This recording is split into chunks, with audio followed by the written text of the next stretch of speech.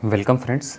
एक यहाँ पे प्रॉब्लम है 6 नंबर। देखिए यहाँ पे जो है वो derive the expression for factor of safety against bottom heave in case of deep excavation in saturated clay under undrained condition और डिफाइन स्टेबिलिटी नंबर। तो ये दोनों प्रॉब्लम जो है वो आपस में रिलेटेड भी है।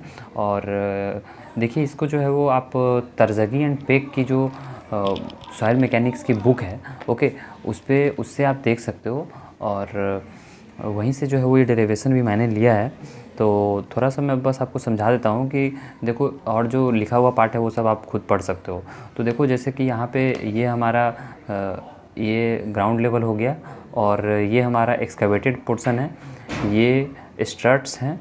तो यहाँ पे जो है वो हम लोग फैक्टर ऑफ सेफ्टी क्या होता है? फैक्टर ऑफ सेफ्टी होता है रेसिस्टिंग फोर्स या फिर pressure divided by driving force या फिर प्रेशर। तो यहाँ पे जो ये वाला पार्ट है, ओके, ये वाला आपको पार्ट दिखाई दे रहा है ए बी डी सी।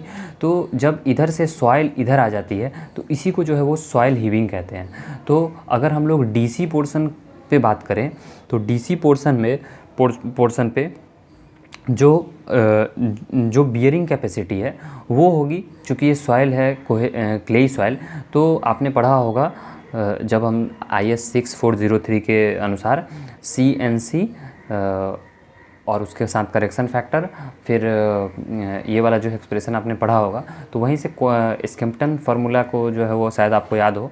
तो वहाँ से बस जो है वो बियरिंग कैपेसिटी ऑफ सॉइल जो है होती है क्ले में NC इंटू SU। यहाँ पे SU बेसिकली CU है, ओके। यहाँ पे जो कोहेसन है वहाँ उसे जो है वो SU से डिनोट किया जा रहा है। सो यहाँ पे जो है वो वही लिखना है आपको कि जो सरचार्ज होगा, ओके, सरचार्ज जो कि यानी कि सरचार्ज मतलब इसका जो है वो वेट, ओके, तो वो क्या होगा, वो HB', okay, HB' into gamma, okay.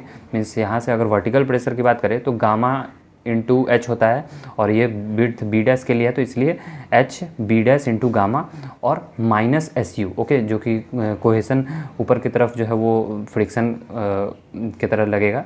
तो ये नीचे का फोर्स यानी downward force HB' gamma minus SUH, okay. तो यही यहाँ पे लिखा गया हुआ है। और पर B' मीन्स ये B' विड्थ के लिए था तो पर B' लिया गया हुआ है। और जो बियरिंग कैपेसिटी ऑफ सॉइल थी वो NC इंटू SU लिया गया।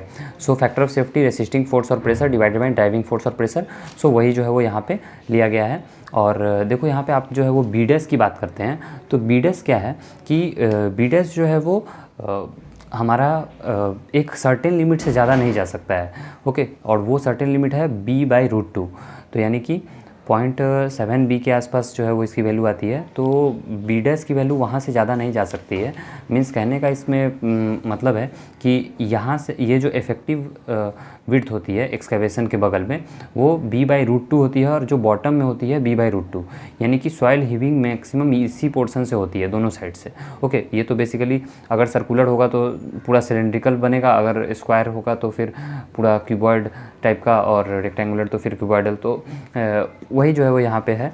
और बस यहीं से जो है वो वैल्यू निकल के आ रही है फैक्टर ऑफ सेफ्टी। अब इसमें B' की वैल्यू आप B/√2 रख दें, और कई बार हो सकता है कि आपको NC की वैल्यू जो है वो कैलकुलेट करने के लिए दे दी जाए। तो जैसे यहाँ पे मैंने 5.7 SU लिया है, तो उस केस में आपको जो फार्मूला है वो आपकी जो प्राइम फार्मूला होगी वो वहाँ पे 5.7 की जगह जो है वो आप सीधा NC पुट कर देंगे, ओके। तो यही जो है वो यहाँ पे फिर लिखा गया हुआ है कि फैक्टर ऑफ सेफ्टी जो है वो लोकेटेड अगर डेप्थ D पे होगी और बिलो द हार्ड स्ट्रेटा तो SU/D हो जाएगी, ओके, वैल्यू। सो बस आपको इतना ही ध्यान रखनी है। और इसी में जो F = 1/H SU इंटू 5.7 SU/गामा। तो इसमें जो है वो अगर आप देखो कि अगर हम लोग इस वाले एक्सप्रेशन में D की वैल्यू बहुत ज़्यादा हो जाए, ओके, मीन्स D की वैल्यू बहुत ज़्यादा हो जाए तो ये वाला टर्म नेग्लिजिबल हो जाएगा। सो ये कुछ इसमें डिराइव्ड हो जाएगा, ओके, कन्वर्ट हो जाएगा। तो यहाँ से NS जो है वो स्टेबिलिटी नंबर है, वही NS निकल के आती है, ओके। सो कुछ ऐसे एक्सप्रेशन को आप मीन्स डेराइवेशन तो बस एक लाइन का है बेसिकली, लेकिन आप इसको स्टेटमेंट में लिखोगे ना तो थोड़ा ज़्यादा लंबा बनेगा। तो स्टेटमेंट्स आपको कैसे लिखना है वो सभी आप देख लो। इसका PDF मैं आपको शेयर कर दूंगा टेलीग्राम ग्रुप पे।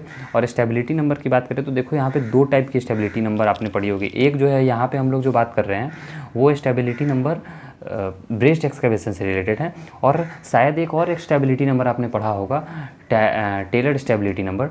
तो यहाँ पे जो हम लोग अभी बात करेंगे वो ये वाली स्टेबिलिटी नंबर की बात करेंगे जो ब्रेस्ट एक्सकैवेशन से रिलेटेड है।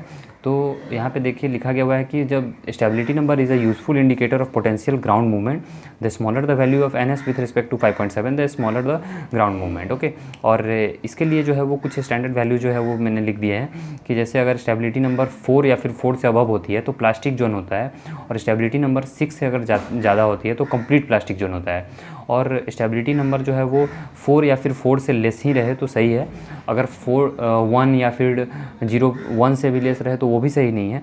मीन्स 4 या फिर 4 से मीन्स आप कह सकते हो कि 1.5 to 4 के बीच में रहे तो स्टेबिलिटी नंबर सही होती है। ओके, और टेलर्ड स्टेबिलिटी नंबर थोड़ी सी डिफरेंट होती है, तो उसके बारे में मैं डिस्कस नहीं कर रहा हूँ, आप चाहे तो ये सभी पढ़ सकते हैं। ओके,